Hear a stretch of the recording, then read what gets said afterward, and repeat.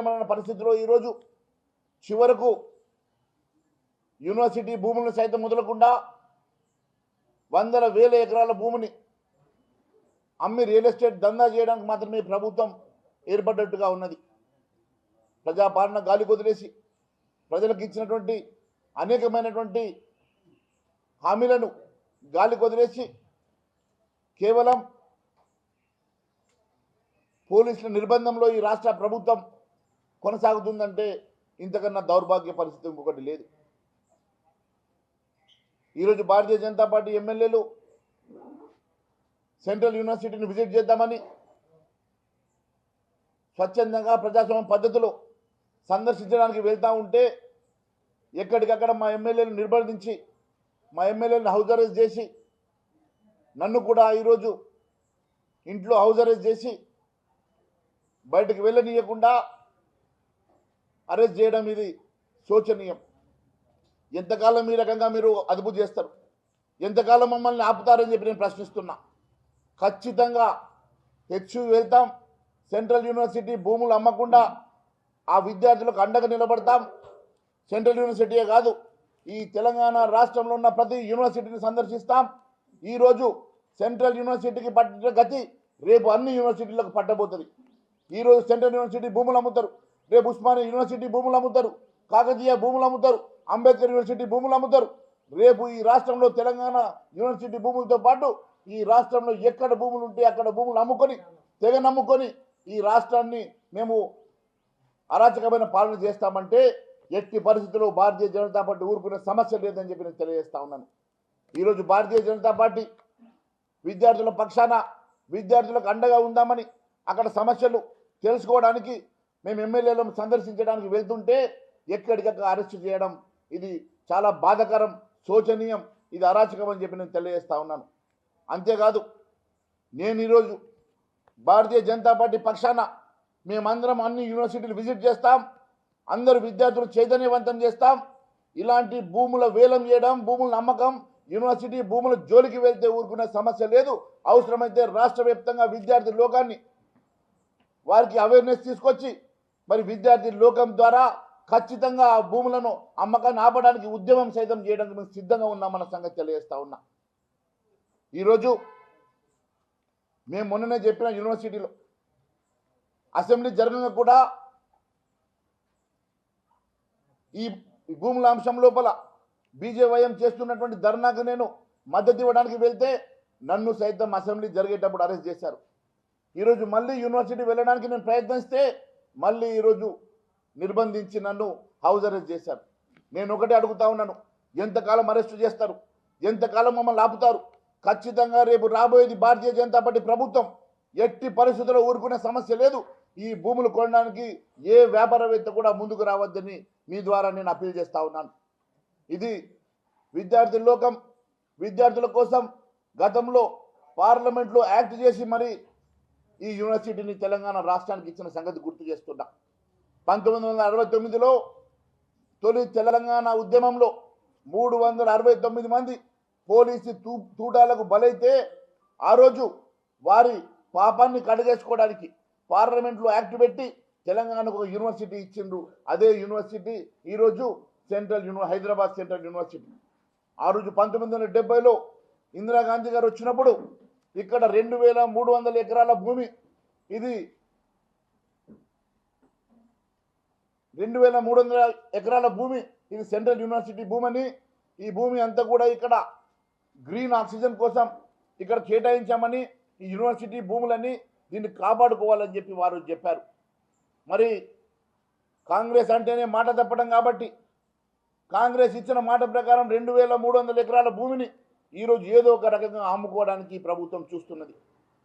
నేను ఒకటే అడుగుతా ఉన్నాను, ఆ రోజు ఇందిరాగాంధీ గారు చెప్పినట్టు 2300 ఎకరాల భూమి మరి ఆ రోజు కేవలం మీరు రికార్డులకు ఎక్కినందుకు ఈరోజు ఆ భూములు వాళ్ళే కావని మేము తెగ నమ్ముకుంటామని చెప్పేసి తెగేసి చెప్పడం ఇది బాధాకరం.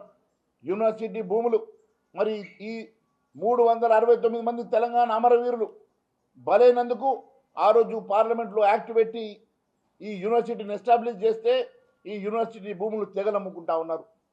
ఉగాది రోజు విద్యార్థులందరూ కూడా మా భూములు కాపాడుకోవాలని, మా యూనివర్సిటీ భూములు మాకే ఉండాలని, ఇది పారిశ్రామికవేత్తలకు ఇక్కడ అమ్మకూడదని వారు ప్రజాస్వామ్య పద్ధతిలో ఉద్యమం చేస్తే వారందరి మీద విచక్షణ రహితంగా లాఠీచార్జ్ చేసి వారందరినీ కూడా ఇష్టానుసారంగా బట్టలు చింపి భౌతిక దాడి చేసి దాదాపు 200 మంది విద్యార్థులను అరెస్టు చేసి వారి మీద కేసులు పెట్టడం ఇది బాధాకరమని తెలియజేస్తా ఉన్నాను. నేను ఒకటి అడుగుతా ఉన్నా, ఈరోజు తల్లిదండ్రులు పిల్లలు చదువుకుంటారని ఒక యూనివర్సిటీకి పంపిస్తే, చదువుకొని యోగ్యులవుతారని యూనివర్సిటీకి పంపిస్తే, ఆ యూనివర్సిటీలో ఈరోజు పోలీసు బలగాల మధ్యలో, పోలీసుల అరాచకాల మధ్యలో, పోలీసుల లాఠీచార్జ్ మధ్యలో ఈరోజు యూనివర్సిటీ విద్యార్థులు జీవించే పరిస్థితి ఉన్నదంటే ఇంతకైనా అరాచకమైనటువంటి ప్రభుత్వం ఇంకొకటి ఉండదు అని తెలియజేస్తా ఉన్నాను. ఈరోజు టీఆర్ఎస్ ప్రభుత్వం బాటలోనే కాంగ్రెస్ ప్రభుత్వం నడుస్తున్నది. గతంలో టీఆర్ఎస్ ప్రభుత్వం చేసినటువంటి అరాచకాలే ఈరోజు కాంగ్రెస్ ప్రభుత్వం చేస్తున్నది. టీఆర్ఎస్ ప్రభుత్వంలో వేల కోట్ల రూపాయల భూముల్ని అమ్ముకొని లక్షల కోట్ల రూపాయల భూముల్ని అన్యాక్రాంతం చేస్తే మరి మేమెందుకు చేయకూడదని ఈరోజు వారి బాటల్ని వీళ్ళు కూడా భూములన్నీ అమ్ముకోవడానికి, తెగనమ్ముకోవడానికి, రియల్ ఎస్టేట్ దందా చేయడానికి మాత్రమే ఈరోజు ఈ కాంగ్రెస్ ప్రభుత్వం అధికారంలోకి వచ్చినట్టుగా ఉన్నది. నేను ఒకటే అడుగుతున్నా, ముఖ్యమంత్రి గారు, ఆ రోజు మీరు కోకాపేట భూముల విషయంలో ఎంతో పిసిసి అధ్యక్షుడిగా ఉన్నప్పుడు ఉద్యమం చేసిండ్రు, స్టేట్మెంట్లు ఇచ్చిండ్రు. చివరకు మీరు వెళ్ళి సిబిఐకి కరోనా సమయంలో కూడా సిబిఐ దగ్గరికి వెళ్ళి ఆ భూములు అమ్మొద్దని 2500 కోట్ల రూపాయలు విలువైనటువంటి భూముల్ని వారు టీఆర్ఎస్ వారి మిత్ర బృందానికి ఇస్తున్నదని ఆ భూములు కాపాడాలని మీరు ఉద్యమం చేశారు. ఆ రోజు సిబిఐకు సైతం మీరు లెటర్ ఇచ్చారు. మరి ఈరోజు దాదాపు 30-40 వేల కోట్ల విలువైనటువంటి ఈ భూములు మీరు ఎలా అమ్ముతారని చెప్పి ప్రశ్నిస్తున్నా. ఆ రోజు కోకాపేటలో 2500 కోట్ల విలువైన భూమి విషయంలోనే ఉద్యమం చేసిండ్రు. ఈరోజు దాదాపు 30-40 వేల కోట్ల విలువైనటువంటి భూముల్ని ఏ రకంగా తెగనమ్ముకోవడానికి సిద్ధపడ్డారో మీరు ఈ సమాజానికి తెలియజేయాల్సినటువంటి అవసరం ఉన్నది.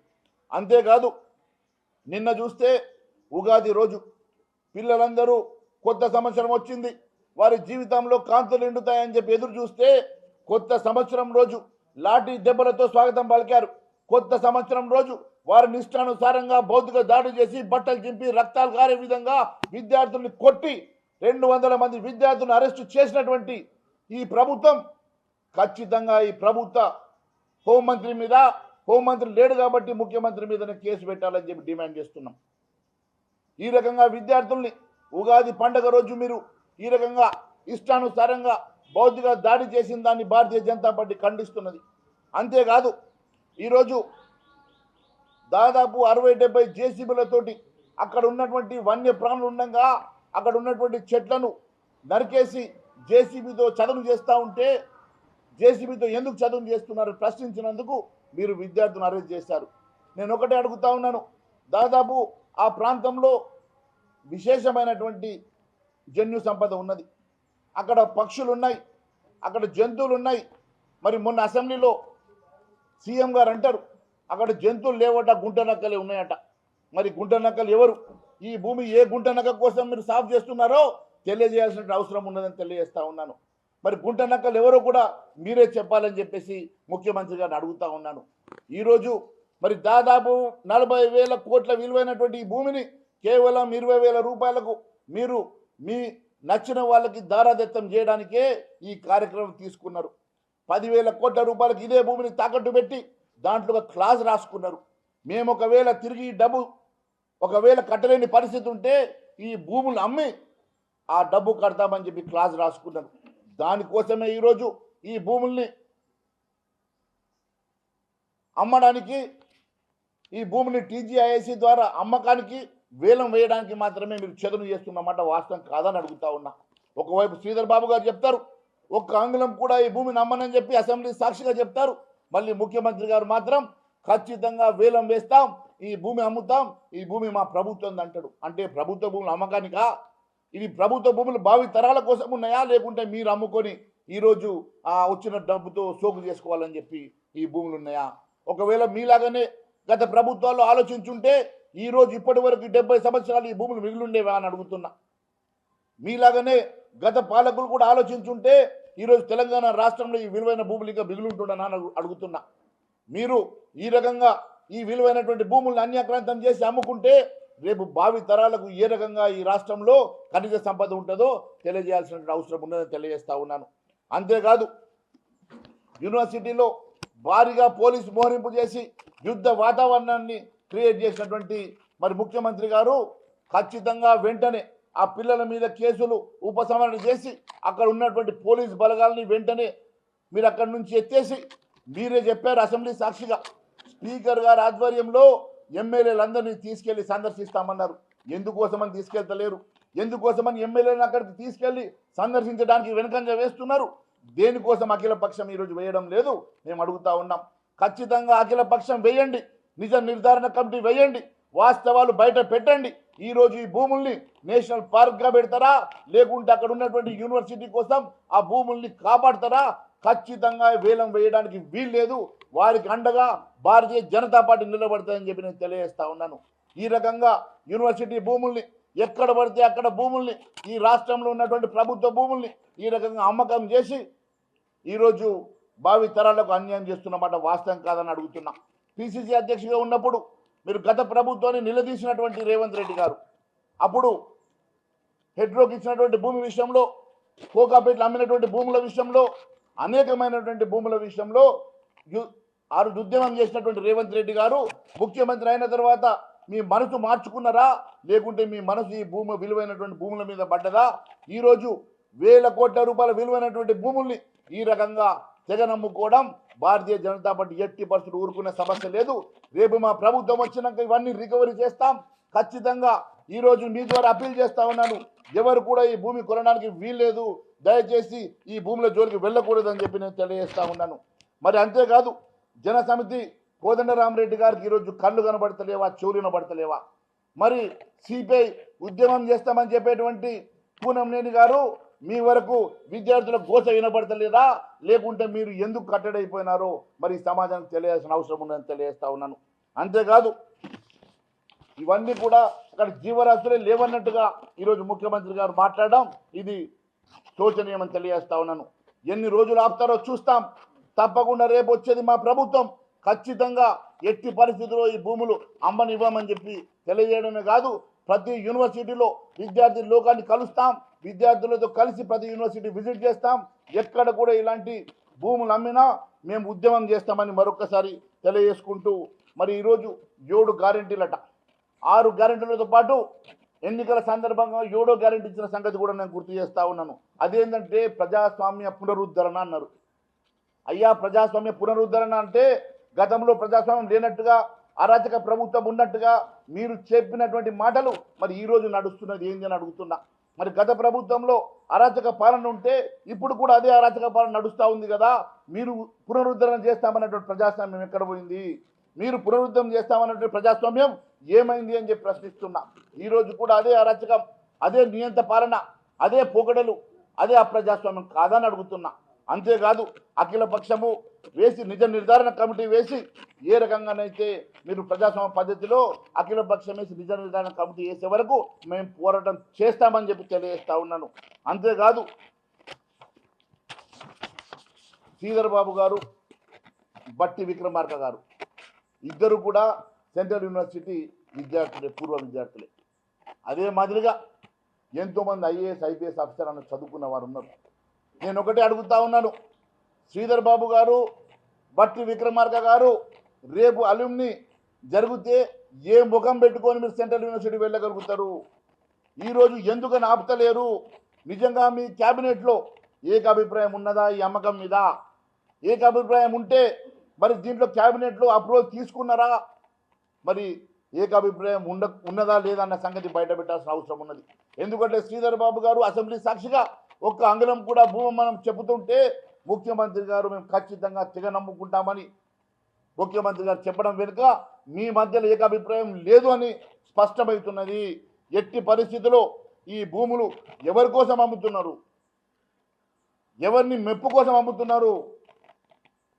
మరి నిజంగా రియల్ ఎస్టేట్ దందా చేసేటువంటి మీ ప్రియాంక గాంధీ హస్బెండ్ ఆయన పేరేందా రాబర్ట్ వడ్రా. ఆ రాబర్ట్ రియల్ ఎస్టేట్ దందా చేస్తాడంట కదా, మరి ఆయన మెప్పు కోసం ఆయన కోసం అమ్ముతున్నావా లేకుంటే ఎవరి కోసం అమ్ముతున్నావు? 40,000 కోట్ల విలువ చేసేటువంటి ఈ భూములు కేవలం 20,000 కోట్లకి అమ్మడానికి మీరు చూస్తున్నట్టు 20,000 కోట్ల రూపాయలు ప్రియాంక గాంధీ గారి భర్తకి ఆ రోబోట్ కోసము మీరు అమ్ముతున్నట్టుగా మాకు ఇన్ఫర్మేషన్ ఉన్నది. ఎట్టి పరిస్థితిలో మీ పదవి కాపాడుకోవడం కోసం, మీ రోబోట్ని మెప్పు కోసం, మీ సోనియా గాంధీ ప్రియాంక గాంధీ మెప్పు కోసం 40,000 కోట్ల విలువ చేసే ఈ భూములు వారి బినామీలకు 20,000 కోట్లకు అమ్మడానికి మీరు చేస్తున్న మాట ఇది వాస్తవం కాదని అడుగుతున్నా. దానికోసం ప్రజాస్వామ్యాన్ని కూని చేసి భారతీయ జనతా పార్టీ ఎమ్మెల్యేలను అరెస్టు చేసి ఈరోజు మమ్మల్ని ఎక్కడికక్కడ నిర్బంధించి మీరు తెగ నమ్ముకుంటామంటే ఎట్టి పరిస్థితుల్లో ఊరుకునే సమస్య లేదని తెలియజేస్తా ఉన్నాను. ఈరోజు టీఆర్ఎస్ కూడా దొంగ ఏడుపేడుస్తున్నది. నిన్ననట యూనివర్సిటీ విద్యార్థులు పిలిపించుకున్నారంట కేటీఆర్. అయ్యా కేటీఆర్ ఏ ముఖం పెట్టుకొని మాట్లాడుతూ ఉన్నావు? నీవే హైకోర్టులో అఫిడవిట్ ఇచ్చావు కదా ఇది సెంట్రల్ యూనివర్సిటీ భూములు కావని. మరి నువ్వు అధికారంలో ఉన్నప్పుడు సెంట్రల్ యూనివర్సిటీ భూములు కావని అధికారం ఉన్నప్పుడు నువ్వు అఫిడవిట్ ఇచ్చినటువంటి నువ్వు ఈరోజు ఏ ముఖం పెట్టుకొని ఈరోజు సెంట్రల్ యూనివర్సిటీ విద్యార్థుల్ని కలుస్తున్నావు? మీరిద్దరూ కలిసి ఆడుతున్న జగన్ నాటకమే. మీ ఇద్దరు కలిసి ఆ రోజు హరీష్ రావు గారు వెళ్ళి ముఖ్యమంత్రి కలిసిన వెంటనే తెల్లవారికి నువ్వు బామర్దివి, నువ్వు మద్రాసు పోయిన మాట వాస్తవం కాదా? అసెంబ్లీ సాక్షిగా మద్రాసు నుండి నిన్ను గౌరవించినా మద్రాసు నుండి చెప్పినట్టు విన్నా అని చెప్పి అసెంబ్లీ సాక్షిగా చెప్పినావు కదా. అంటే మీరు అందరూ కలిసి మద్రాసు సాక్షిగా ఒకటై ఈరోజు అందరూ కలిసి ఒక నాటకం ఆడుతున్నారా? మీరు గతంలో మీరు ఏ రకంగానైతే 1,000 కోట్ల రూపాయల భూములు అమ్ముకున్నారో, లక్షల కోట్ల రూపాయల భూములు అన్యాక్రాంతం చేశారో అదే బాటలో ఈరోజు కాంగ్రెస్ నడుస్తుంటే మీ కేసులు మేము మాఫ్ చేస్తాం, మా కేసులు మీరు మాఫ్ చేయాలన్నట్టుగా ఒకరు అండర్స్టాండింగ్లో ఈరోజు చేస్తున్నటువంటి డ్రామా కాదని అడుగుతున్నా. ఈరోజు టీఆర్ఎస్ కాంగ్రెస్ కలిసి చేస్తున్న నాటకం. గతంలో వారు ఈ రకంగా ఏ రకంగా అమ్మారో అదే రకంగా మేము అమ్ముతున్నాం, అదే రకంగా మేము ముందుకెళ్తున్నామని ఈరోజు కాంగ్రెస్ పార్టీ చేస్తున్నటువంటి అడుగులు చూస్తూ ఉంటే ఖచ్చితంగా ఒకరికొకరు సాయం చేసుకొని ఒకరికొకరు అండర్స్టాండింగ్లో చేస్తున్నటువంటి ఈ జగన్ నాటకం అని చెప్పి తెలియజేస్తా ఉన్నాను. ఎట్టి పరిస్థితుల్లో ఈ భూములు అమ్మితే ఊరుకునే సమస్య లేదని చెప్పి నేను తెలియజేసుకుంటూ, మరి ఇప్పటి వరకు భారతీయ జనతా పార్టీ నాయకుల్ని మా ఎమ్మెల్యేలని ఎక్కడికక్కడ నిర్బంధించి అరెస్ట్ చేసినటువంటి అంశాన్ని పూర్తిగా ఖండించడమే కాకుండా ఈ అప్రజాస్వామ్య పద్ధతిని, నిరంకుశ పద్ధతిని, మరి ఈ రకంగా పోలీస్ వలయంలో ఈ రాష్ట్రాన్ని నడిపిస్తున్నటువంటి ఈ నిరంకుశ పాలనకి వ్యతిరేకంగా భారతీయ జనతా పార్టీ ఖచ్చితంగా పోరాటం చేయడమే కాకుండా ఈ భూముల వేలాన్ని మేము ఎట్టి పరిస్థితుల్లో ఆపుతాం, దానికోసం ఉద్యమిస్తాం, ప్రజల పక్షాన నిలబడతాం, ప్రజల పక్షాన పోరాటం చేస్తాం, విద్యార్థి లోకానికి పూర్తిగా అండగా నిలబడతామని మరొకసారి తెలియజేసుకుంటున్నాను.